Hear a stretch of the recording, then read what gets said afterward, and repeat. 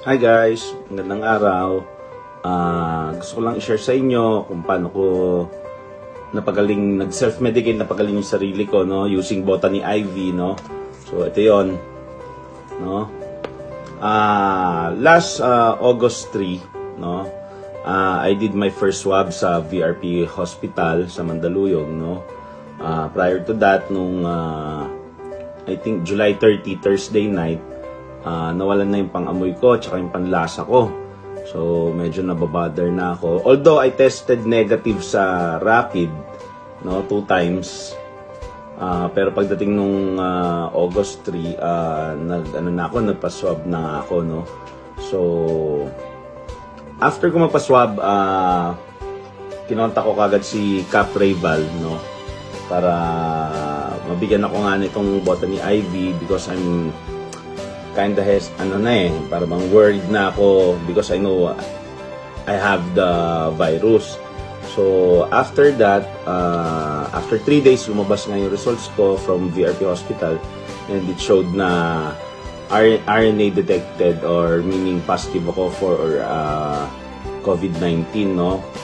And then tinitake ko lang to, no. So minsan 3 capsules a day, 3 capsules 3 times a day, minsan 2 times a day, 2 capsules 3 times a day, or minsan maabot ako 5 capsules kasi nagmamadali ako magpagaling, no.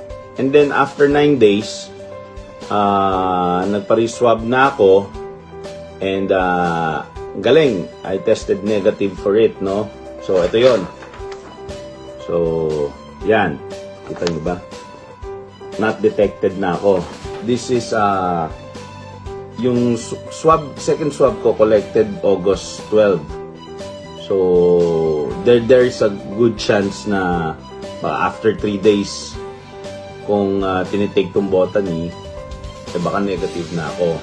So ito yung pakita ko sa inyo yung first swab test ko. Ito yan. So August 3, RNA detected, positive ako. So, ito naman yung August 12 ko. So, 9 days, imagine. So, napakabilis. Napakabilis yung effect ng gamot. And then, ngayon, I'm fully recovered. May pang-amoy na ako, may panlasa na ako, lahat nakakain ko na.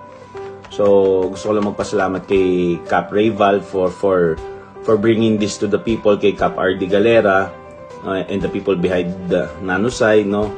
So, itong cure na to is very affordable compared mo mag-hospital ka.